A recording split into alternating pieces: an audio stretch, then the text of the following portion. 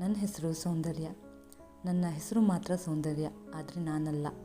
ನಾನೇ ಮನೆಗೆ ದೊಡ್ಡ ಮಗಳಾಗಿದ್ದೆ. ನೋಡೋಕ್ಕೆ ಕುರುಪಿಯಾದ್ರಿಂದ ನನಗೆ ಅಷ್ಟೊಂದು ಸಂಬಂಧಗಳು ಕೂಡಿ ಬರ್ತಿರಲಿಲ್ಲ. ನನ್ನ ಅಪ್ಪ ನನ್ನ ಮದುವೆಗೆ ಎಲ್ಲ ಮೊದಲೇ ಕೂಡಿಟ್ಟಿದ್ರು. ಯಾಕೆಂದರೆ ಅವರಿಗೆ ಗೊತ್ತಿತ್ತು, ಹಣ ಹೊಂದಿದ್ರೆ ಎಲ್ಲನೂ ಸಾಧ್ಯ ಅಂತ. ಎಷ್ಟೇ ಕೂಡಿಟ್ಟಿದ್ದರೂ ನನ್ನ ನೋಡೋಕ್ಕೆ ಬರುತ್ತಿದ್ದವರು ಯಾವುದೋ ಒಂದು ನೆಪ ಹೇಳಿ ನನ್ನನ್ನು ಬೇಡ ಎಂತಿದ್ರು. ನನ್ನ ಅಪ್ಪನಿಗೆ ನನ್ನ ಬಗ್ಗೆ ಚಿಂತೆ ಶುರುವಾಗಿತ್ತು. ಯಾಕೆಂದರೆ ನನ್ನ ವಯಸ್ಸು ಹತ್ತಿರ 30 ವರ್ಷ ಆಗುತ್ತಾ ಬಂದಿತ್ತು. ನನ್ನ ಬೆನ್ನ ಹಿಂದೆ ಇನ್ನೂ 2 ತಂಗಿಯರು ಮದುವೆಯಾಗುವ ವಯಸ್ಸಿಗೆ ಬಂದಿದ್ದರು.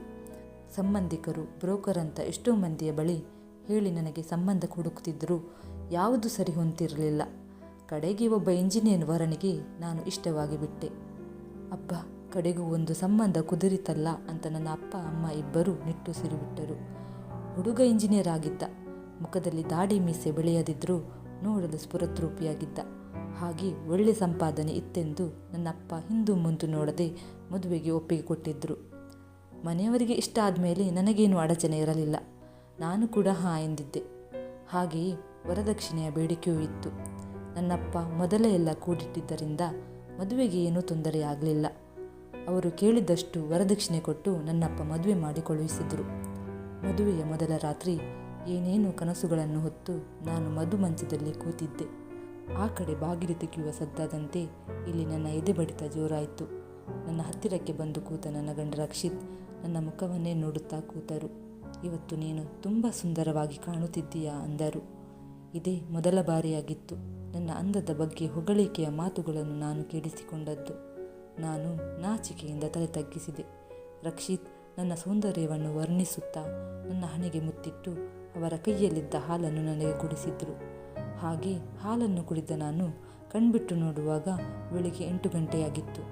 ಅಯ್ಯೋ, ಇಷ್ಟು ಬೇಗ ಬೆಳಗಾಗೋಯ್ತಾ, ಇಷ್ಟು ಹೊತ್ತಾಗಿದೆ ಅಂತ ಗೊತ್ತೇ ಆಗಲಿಲ್ವಲ್ಲ ಅಂತ ಸೀರೆ ಸರಿ ಮಾಡಿಕೊಂಡು ಎದ್ದೆ. ಅಷ್ಟರಲ್ಲಿ ಸ್ನಾನ ಮಾಡಿ ತಲೆ ಸವರುತ್ತಾ ಬಂದ ರಕ್ಷಿತ್, ಯಾಕೆ ಗಾಬರಿಯಾಗಿದ್ದೀಯಾ, ಬೇಕಾದರೆ ಇನ್ನೂ ಸ್ವಲ್ಪ ಹೊತ್ತು ನಿದ್ದೆ ಮಾಡು ಅಂತ ಅಂದು ಮತ್ತೆ ಹೇಗಿತ್ತು ನಿನ್ನೆ ರಾತ್ರಿ ಅಂತ ತನ್ನ 2 ಹುಬ್ಬುಗಳನ್ನು ಮೇಲೇರಿಸಿದರು.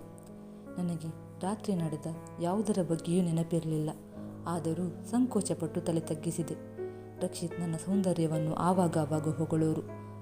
ಜಗತ್ತಿನ ಕಣ್ಣಿಗೆ ನಾನು ಕುರೂಪಿಯಾಗಿ ಕಂಡಿದ್ದರೂ ನನ್ನ ಗಂಡನ ಪಾಲಿಗೆ ಸೌಂದರ್ಯವತಿಯಾಗಿದ್ದೇನೆ ಅನ್ನೋ ನೆಮ್ಮದಿ ನನ್ನ ಮನಸ್ಸಲ್ಲಿತ್ತು. ರಕ್ಷಿತ್ ನನ್ನನ್ನು ಹೊರಗೆ ಸುತ್ತಾಡಿಸಲು ಕರ್ಕೊಂಡು ಹೋಗೋರು. ನಾನು ಆಸೆ ಪಟ್ಟಿದ್ದನ್ನೆಲ್ಲ ತಂದು ನನ್ನ ಕಣ್ಣ ಮುಂದೆ ಇಡುತ್ತಿದ್ದರು. ಇನ್ನೇನು ಬೇಕು ಒಂದು ಹೆಣ್ಣಿಗೆ ಅನ್ನೋ ಭಾವನೆ ಮನಸ್ಸಲ್ಲಿದ್ದರೂ ರಾತ್ರಿಯಾದರೆ ಸಾಕು ರಕ್ಷಿತ್ ಯಾಕೋ ವಿಚಿತ್ರವಾಗಿ ಆಡುತ್ತಿದ್ದರು. ನಾನು ಯಾವತ್ತೂ ಅವರನ್ನು ಬರಿಮೈಯಲ್ಲಿ ಕಂಡಿರಲಿಲ್ಲ. ನನ್ನ ಎದುರಲ್ಲಿ ಅವರು ಬಟ್ಟೆ ಬದಲಾಯಿಸುತ್ತಿರಲಿಲ್ಲ. ಸ್ನಾನಕ್ಕೆ ಎಂದು ಹೋಗೋರು ಅಲ್ಲೇ ರೆಡಿಯಾಗಿ ಬರುತ್ತಿದ್ದರು. ನನಗೆ ವಿಚಿತ್ರ ಎನಿಸಿದರೂ ಅವರ ಅಭ್ಯಾಸ ಇರಬೇಕು ಎಂದು ಸುಮ್ಮನಾಗುತ್ತಿದ್ದೆ. ಒಮ್ಮೊಮ್ಮೆ ರಾತ್ರಿ ಮಲಗುತ್ತಿದ್ದ ನನಗೆ ಎಚ್ಚರವಾಗುತ್ತಿದ್ದದ್ದೇ ಬೆಳಗಾಗುತ್ತಿದ್ದಂತೆ ರಕ್ಷಿತ್, ಹೇಗಿತ್ತು ನಿನ್ನ ರಾತ್ರಿ ಅಂತ ಪ್ರಶ್ನೆ ಕೇಳೋರು. ನನಗೆ ಯಾವುದರ ಅರಿವೇ ಇಲ್ಲದಿದ್ದರೂ ನಾನು ಸುಮ್ಮನೆ ತಲೆ ಆಡಿಸುತ್ತಿದ್ದೆ. ಹೀಗೆ ಒಂದಿನ ಅಸ್ತವ್ಯಸ್ತವಾಗಿದ್ದ ನನ್ನ ರೂಮನ್ನು ಕ್ಲೀನ್ ಮಾಡ್ತಿದ್ದ ನನ್ನ ದೃಷ್ಟಿ ರಕ್ಷಿತ್ ಕಪಾಟಿನ ಮೇಲೆ ಬಿತ್ತು. ಯಾವಾಗಲೂ ಲಾಕ್ ಮಾಡಿ ಹೋಗುತ್ತಿದ್ದ ರಕ್ಷಿತ್ ಅಂದು ಕೀಯನ್ನು ಅಲ್ಲೇ ಬಿಟ್ಟು ಹೋಗಿದ್ದರು. ಸರಿ, ಅವರ ಕಪಾಟನ್ನು ಸ್ವಲ್ಪ ಸ್ವಚ್ಛ ಮಾಡಿ ಇಡುವ ಎಂದು ಕಪಾಟಿನ ಬಾಗಿಲು ತೆಗೆದ ನಾನು ಗಾಬರಿಗೊಂಡಿದ್ದೆ. ಯಾಕೆಂದರೆ ಅಲ್ಲಿ ಹೆಂಗಸರು ಮುಟ್ಟಿನ ಸಮಯದಲ್ಲಿ ಉಪಯೋಗಿಸುವ ವಸ್ತುಗಳಿತ್ತು. ಮೊದಲೇ ಅನುಮಾನದಲ್ಲಿದ್ದ ನನಗೆ ಆ ವಸ್ತುಗಳನ್ನು ನೋಡಿದ ಮೇಲೆ ನನ್ನ ಅನುಮಾನ ಬಲವಾಗಿತ್ತು. ರಕ್ಷಿತ್ ಹಳೆ ಸರ್ಟಿಫಿಕೇಟ್ ನೋಡಿ ನನಗೆ ಇನ್ನೂ ಗಾಬರಿಯಾಗಿತ್ತು. ಯಾಕೆಂದರೆ ಅವರ ಹೆಸರು ರಕ್ಷಿತ್ ಆಗಿರಲಿಲ್ಲ, ಬದಲಿಗೆ ರಕ್ಷಿತವಾಗಿತ್ತು. ಹಾಗಾದರೆ ನಾನು ಮದುವೆಯಾಗಿದ್ದು ಒಂದು ಹೆಂಗಸನ್ನು ಅಂತ ಅಲ್ಲೇ ಸ್ತಬ್ಧವಾಗಿ ನಿಂತು ಬಿಟ್ಟಿದ್ದೆ. ಇದರ ಹಿಂದಿನ ಕಾರಣ ತಿಳಿಬೇಕು, ಹಾಗೆ ಅಮ್ಮ ಮಗನ ಮೋಸದ ಜಾಲವನ್ನು ಹೊರತರಬೇಕು ಅಂತ ಎಲ್ಲ ಗೊತ್ತಿದ್ದು ಗೊತ್ತಿಲ್ಲದ ಹಾಗೆ ಸುಮ್ಮನಾಗಿದ್ದೆ. ಹಾಗೆ ಒಂದು ರಾತ್ರಿ ತನ್ನ ಕೈಯಲ್ಲಿ ಹಾಲನ್ನು ಹಿಡಿದುಕೊಂಡು ಬಂದ ರಕ್ಷಿತ್ ನನ್ನ ಕೆನ್ನೆಗೆ ಮುತ್ತಿಟ್ಟು ಹಾಲನ್ನು ಕುಡಿಸಿದ್ರು. ಹಾಲನ್ನು ಕುಡಿದಂತೆ ನಾಟಕವಾಡಿ ಅಲ್ಲೇ ಸುಮ್ಮನೆ ಮಲಗಿದೆ. ನನ್ನನ್ನು ತಬ್ಬಿ ಹಿಡಿದುಕೊಂಡು ಮಲಗಿದ್ದ ರಕ್ಷಿತ್ ನಿದ್ದೆ ಹತ್ತಿದ ನಂತರ ರೂಮಿನಿಂದ ಹೊರಗೆ ಹೋದರು. ನಾನು ಅವರನ್ನು ಹಿಂಬಾಲಿಸಿದೆ. ರಕ್ಷಿತ್ ಅತ್ತೆ ರೂಮಿನ ಕಡೆ ಹೋಗುವುದನ್ನು ಕಂಡೆ. ಹಾಗೆ ಒಳಗೆ ಹೋಗಿದ್ದ ಅವರು ಅತ್ತೆ ಜೊತೆ ಏನೋ ಮಾತಾಡ್ತಿದ್ರು. ಅಮ್ಮ, ಇನ್ನು ಸಾಕು ನಾಟಕವಾಡಿದ್ದು, ಮೊದಲು ಅವಳನ್ನು ಹೊರಗಾಕೋಣ. ಸುಮ್ಮನಿರು ನೀನು, ಅವಳಪ್ಪ ಇನ್ನೂ ಸ್ವಲ್ಪ ದುಡ್ಡು ಕೊಡುವುದು ಬಾಕಿ ಇದೆ. ಅದಾದಮೇಲೆ ಅವಳನ್ನು ಹೊರಗೆ ಹಾಕಿ ನಾವು ಊರು ಬಿಟ್ಟು ಹೋಗೋಣವಂತೆ. ನಾನು ಹೇಳಿದ ಹಾಗೆ ಅವಳ ನಂಬಿಕೆ ಗಳಿಸ್ತಾ ಇದ್ದೀಯಾ ಇಲ್ವಾ ನೀನು ಹೇಳು ಅಂತ ಅವರಿಬ್ಬರ ಸಂಭಾಷಣೆ ನಡೀತಿತ್ತು.